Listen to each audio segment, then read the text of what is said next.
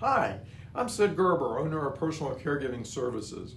Over my 30 years in healthcare, I've learned a lot about healthcare and how to navigate the system. In these videos, I'm sharing those lessons to help you when you're dealing with an ailing parent, grandparent, spouse, sibling, or other loved one. This time, I want to talk about the importance of communication among the family. Let me describe an all too common situation. At 76, Marjorie and Jim were still active and in good health, although Jim had arthritis and Marjorie was beginning to unexpectedly fall from time to time.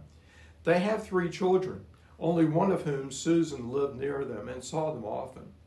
Fast forward several years and Jim and Marjorie had started showing signs of dementia.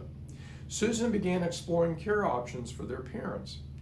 Luckily, when Marjorie and Jim were beginning to have health issues at 76, Susan had talked to them about what they wanted if they weren't able to fully take care of themselves.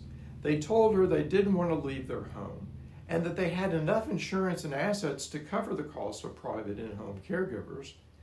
Even though Susan had been a little uncomfortable bringing the subject up, had she not done that, she wouldn't have known her parents' wishes or that they were financially able to afford what they wanted. Susan's parents were relieved that Susan had asked them. It allowed them to feel comfortable that they could direct their future care. This common scenario illustrates how communication between adult children and their parents is so important. Having that conversation with them about their wishes when they could still tell Susan what they wanted allowed them to continue having control of their lives when they were impaired but still somewhat cognizant. That feeling of control and respect is important for both their mental and physical well-being. But there's another part to the story.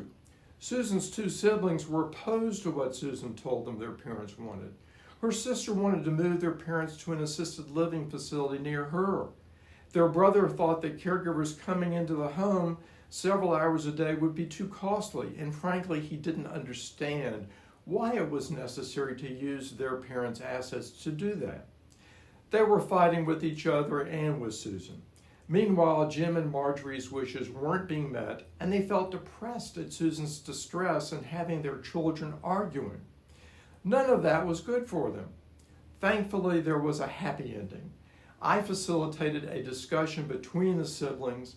I explained that the negative outcome of moving them to an unfamiliar place without friends or relationships with established medical professionals would far, far outweigh any benefits.